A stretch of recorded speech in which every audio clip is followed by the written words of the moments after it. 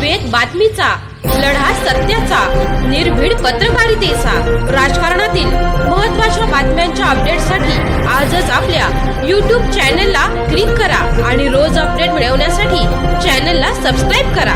श्रीरामपूर हादरलं. शाळेतील शिक्षकावर 4 चिमुकल्या विद्यार्थिनींशी गैरवर्तनाचा आरोप. पोस्को अंतर्गत गुन्हा, आरोपी अटकेत. नमस्कार, आपण पाहत आहात वेद बातमीचा.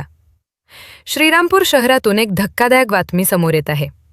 शहरातील एका नामांकित मराठी शाळेतील शिक्षकावर इयत्ता 2रीतील 4 विद्यार्थिनींशी अयोग्य वर्तन केल्याचा गंभीर आरोप करण्यात आला आहे. या प्रकरणी पोस्को कायद्याअंतर्गत गुन्हा दाखल करण्यात आला असून आरोपी शिक्षकाला पोलिसांनी अटक केली आहे. नेमकं काय आहे प्रकरण, पाहूयात हा विशेष रिपोर्ट. श्रीरामपूर शहरातील एका शाळेत घडलेल्या या प्रकारामुळे पालकांमध्ये संतापाची लाट उसळली आहे.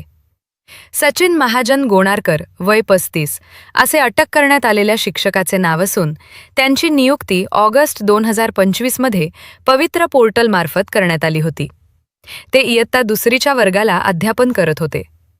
मिळालेल्या माहितीनुसार संबंधित 4 विद्यार्थिनींनी घरी जाऊन शिक्षकाकडून अयोग्य स्पर्श झाल्याची माहिती आपल्या पालकांना दिली. हा प्रकार समजताच संतप्त पालकांनी शाळा प्रशासनाकडे धाव घेतली. पालकांच्या आरोपानुसार सुरुवातीला हे प्रकरण पोलिसात जाऊ नये अशी भूमिका घेतली गेल्याचे सांगितले जात आहे. मात्र पालकांनी ठाम भूमिका घेत शहर पोलीस ठाण्यात तक्रार दाखल केली.